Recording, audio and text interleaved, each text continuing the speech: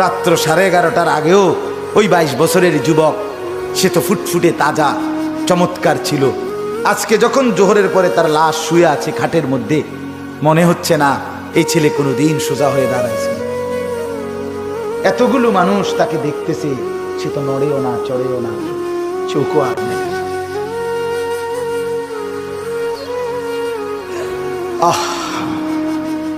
আল্লাহ বলেন ঠিক দুনিয়া এমন। 3টা ছেলে বিদেশ পাঠাইছে, বাইতে একখান বিল্ডিং করছে, আজ যা 40-50 বছর লাগাইয়া সংসার সাজাইছে, ঠিক সব গুছাইয়া সারছে।